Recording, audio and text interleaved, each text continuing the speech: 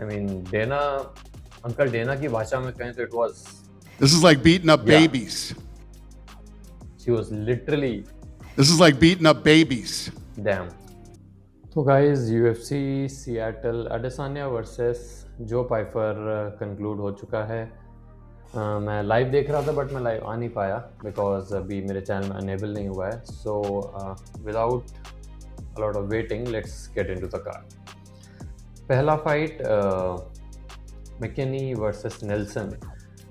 जैसा कि मैंने अपने प्रेडिक्शन वीडियो में प्रेडिक्ट किया था कि McKinney has never seen a boring fight in his life. मतलब उनकी आई थिंक कोई भी फाइट डिसीजन तक नहीं गई है।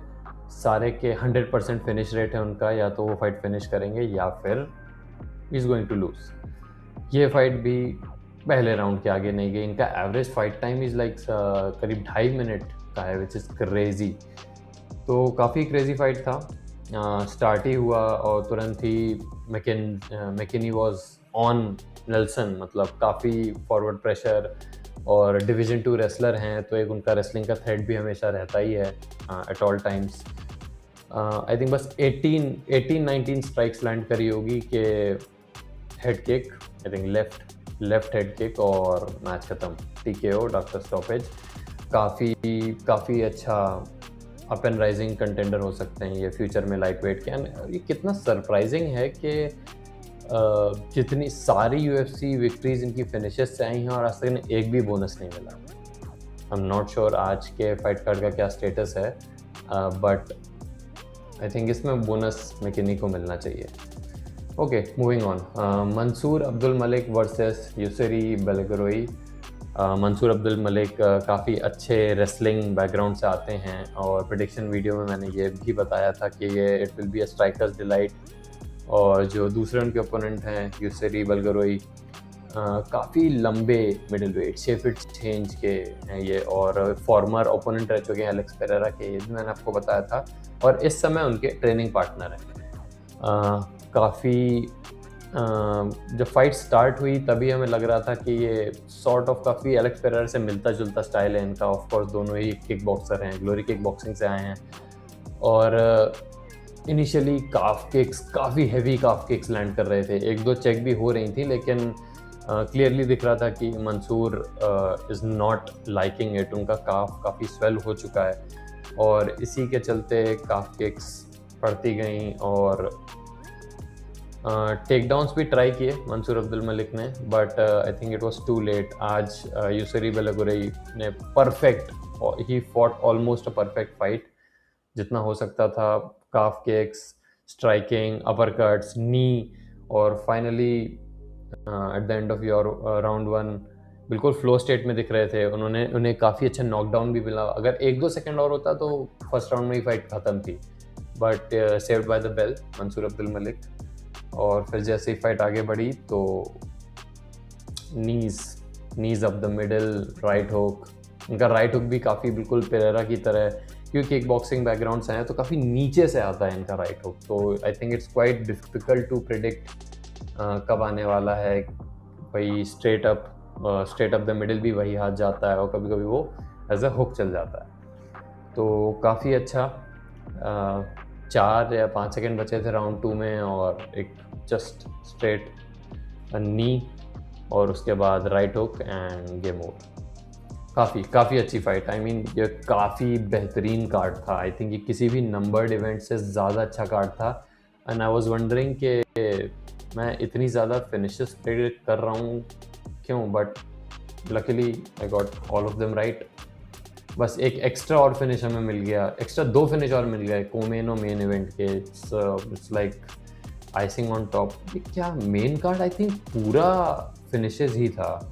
अमेजिंग। आई डोंट थिंक मैंने ऐसा कभी देखा है। बहुत ही बढ़िया हिटिंग थी यूसरी की, रेंज पे रहकर पूरा just striking master class. Mansur Abdul Malik के साथ प्रॉब्लम यही रहा कि वो रेंज पे जाते हैं तो उन्हें किक्स मिलती हैं, और किक्स, जैब्स, मतलब थंडरस जैब, काफ़ी मतलब दम था उन जैब्स में। तो फिर यही प्रॉब्लम है कि आप दूर से भी आप स्ट्राइक हो रहे हैं, आप पास जा रहे हैं तो आपको नीज लग रही हैं, तो इट्स वेरी वेरी डिफिकल्ट। तो ये था हमारा second fight of the night, main card का, यूसरी बेलगरोई बाय TKO राउंड 2। और इसके बाद एक काफ़ी इंटरेस्टिंग चीज़ देखने को मिली, Demetrious Johnson the GOAT himself, Mighty Mouse, finally Hall of Fame में इंडक्ट किए गए।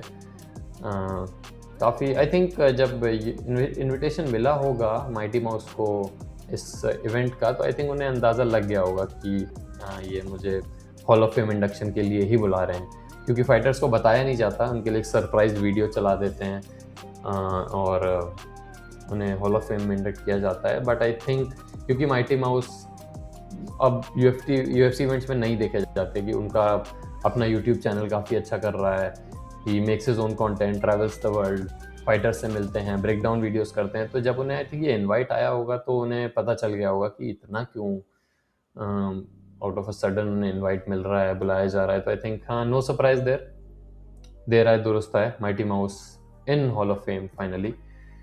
मूविंग ऑन, तीसरी फाइट ऑफ द नाइट थी हमारी Erosa versus Douglas. As expected, predicted by me के Douglas will get this by Lerryan Douglas, Brazilian contender हैं, up and coming featherweight में। He will get the victory by KO, it's just a matter of time कौन सा round है। तो early calf kicks काफ़ी dominating रही इसमें भी। एरोसा जस्ट लॉस्ट हिज बेस, कोई बेस ही नहीं था उनके पास खड़ा होने के लिए, और थोड़ा kind of a late stoppage मुझे लगा। काफ़ी पनिशमेंट ले चुके थे एरोसा जब तक रेफरी बीच में आए। क्रेजी हैंड स्पीड, फेदरवेट हैं तो तेज फाइट तो होनी ही थी। जैब में बहुत पावर है इनके, एक एक जैब से आई थिंक 2 या 3 नॉकडाउन मिले, एक जैब और नॉकडाउन, दूसरा जैब फिर नॉकडाउन, और फिर एक क्रेजी फास्ट फिनिशिंग सीक्वेंस, और the fight ended TKO round 1। Amazing, बहुत बढ़िया। चौथी फाइट ऑफ द नाइट थी हमारी माइकल चिएसा वर्सेस प्राइस। चिएसा का लास्ट फाइट था, वो कई दिन से आई थिंक ऑलरेडी वो ब्रॉडकास्टिंग और कमेंट्री में काफ़ी अच्छा स्पेस अपने लिए बना चुके हैं, तो इट्स गुड के एक फाइटर जिसका काफ़ी लंबा करियर रहा है, जो कि अब आगे भी फाइटिंग से ही जुड़े रहेंगे, और यानी he is pretty good at broadcasting, I must say. Again, correct prediction. I predicted this for Michael Chiesa by submission, और वही हुआ। राइस आई डोंट नो क्यों वो टेक डाउन के लिए गए, जबकि उनका फोर्टे ये नहीं है। I think he has long hands, तो वो शायद सोच रहे थे कि वो सबमिशन वगैरह कहीं से यहाँ से निकाल पाएँ, बट ना, Michael Chiesa is a submission artist. I think 8 या 9 सबमिशन है उनके इस डिवीजन में। इजी टेक डाउन, रिवर्स किया उन्होंने, got the back, rear naked choke, round 1 submitted, ख़त्म। ओके, तो इसके बाद आता है हमारा कोमेन इवेंट।